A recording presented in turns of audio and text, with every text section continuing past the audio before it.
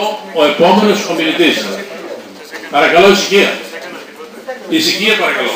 Σε παρακαλώ. Θα ήθελα να εκφράσω. Χάρη, σας παρακαλώ ησυχία. Σας παρακαλώ. Έχουμε να σεβαστούμε τον κύριο που θέλει να μιλήσει. Λέγομαι Γιάννης Κουλογιαννίδης, εκδότης του Ελληνικού Χώρα που έχει έδρα την Αλεξανδρούπολη. Θα ήθελα να δηλώσω ότι καταρχήν μπορεί να διαφωνώ ριζικά με τις απόψεις του κ. Πλανέτατζη ή του κ.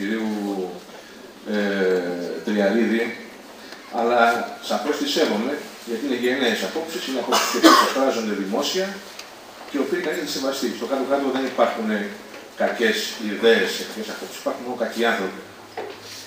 Ήθελα όμως να ρωτήσω πώς αυτοί οι άνθρωποι οι οποίοι διαχειρίσουν έναν διεθνισμό βρίσκονται σήμερα συμπαραστάτες σε μια καθαρά, επιτρέψτε μου, εθνικιστική εκδήλωση. Διότι εγώ δεν άκουσα πουθενά να μιλάει κάποιος και να λέει είμαι πολιτισμικά Μακεδόνας. Λέει είμαι εθνικά Μακεδόνας. Άρα εδώ κύριοι και κυρίες μιλάμε για μια εθνικιστική εκδήλωση κατά τη γνώμη μου. Και εδώ υπάρχει μια αντίφαση. Και πρώτα απ' όλα για ποιους Μακεδόνες μιλάμε. Εμείς που κατοικούμε στη Μακεδονία χρόνια και οι παππούδες μας και οι πατεράδες μας, τι είμαστε. Οι χιλιάδες σύλλογοι, σωματεία, φορείς, επιχειρήσεις. Καταθέτω ένα βιβλίο εδώ της έκδοση του Μουσείου Μακεδονικού Αγώνα. Αναφέρονται χιλιάδες επιχειρήσεις, σύλλογοι κλπ. Οι οποίοι έχουν μέσα τη λέξη Μακεδονία, Μακεδονικός. Αυτοί όλοι τι είναι, χάνουν την νομιμότητά τους στα μάτια σας, κύριε. Οι Τούρκοι που κατοικούσαν στην περιοχή μας πριν την απελευθέρωση της Μακεδονίας. Ο ίδιος ο Μπεναρόγια, η αίθουσα αυτή που λέγεται Μπεναρόγια, έτσι, δίνονται Μακεδόνας Εβραίος. Τι ήταν όλοι αυτοί. Κύριε Βοσκόπουλε, ποιοι εκπροσωπούν το λαό της Φλόρινας. Νομίζω ο δήμαρχος της Φλόρινας, ο κύριος Παπαναστασίου Στέφανος, είναι ντόπιος. Για εσάς δεν είναι Μακεδόνας.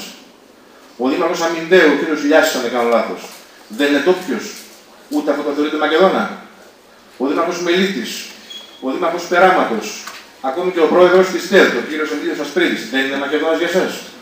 Σε ποια γλώσσα συνεννοούνται όλοι αυτοί. Δεν άκουσα ποτέ να μιλούν για τη διδασκαλία κάποιες άλλες γλώσσες πριν της ελληνικής. Δεν τους θεωρείτε αυτούς Μακεδόνες. Ο σημερινός νομάρχης Φλόρινας, ο ξάδερφός σας, κύριε Βοσκόπουλε, δεν είναι Μακεδόνας. Τι λέει άρα για τις δραστηριότητες αυτές, που αν δεν τις θεωρήσω, επιτρέψτε μου, γραφικές, τότε δυστυχώς είμαι αναγκασμένος να πάρω πολύ πιο οξύς χαρακτηρισμούς για να τους χαρακτηρίσω. Μέχρι το 1943, όσοι δεν ήθελαν να ονομάζονται Έλληνες στη Μακεδονία, χρησιμοποιούσαν τον όρο Σλαβομακεδόνας. Γιατί κόπηκε το Σλάβο τελευταία. Έτσι. Έχει καταγραφεί αυτό με τη ΣΝΟΠ, με το ΚΚΕ ακόμα και διάφορους άλλους. Αν δεν είστε Σλάβοι, τι είστε. Η υιοθέτηση του κυριλικού αλφαβήτου που χρησιμοποιήθηκε ενισχυτικά στο λεξικό αυτό, στο αναγνωστικό αυτό, το αμπετσεντάρ, εγώ το διαβάζω ως αλφαβητάρ. Είναι ωραία, ξέρετε, αυτή η ελληνογενής προέλευση του λεξικού, της ονομασίας του λεξικού. Αυτό ακριβώς καταδεικνύει η επιλογή του κυριλικού αλφαβήτου. Τη σλαβική συνείδησή σας. Δυστυχώς για εσάς, η γλώσσα των Μακεδόνων δεν είναι άλλη από αυτή που καθημερινά αποκαλύπτει η μακεδονική γη. Στις επιγραφές που βρίσκονται. Και είναι μόνο η ελληνική, καμία άλλη. Φροντίστε να καλμάρετε την τρικυμία κρανίου που διακατέχει μερικούς από εσάς και μην προκαλείτε άλλο ούτε την υπομονή, ούτε την εθνική αξιοπρέπεια των Ελλήνων Μακεδόνων, που πριν από μερικά χρόνια κατά εκατομμύρια κατακλείσαν αυτές τις περιοχές εδώ κοντά μας, τους δρόμους της πλατείας αυτής της πόλης. Και πρωτοφώναξαν όλοι μαζί τότε ότι οι Μακεδόνες είναι μόνο Έλληνες. Ευχαριστώ.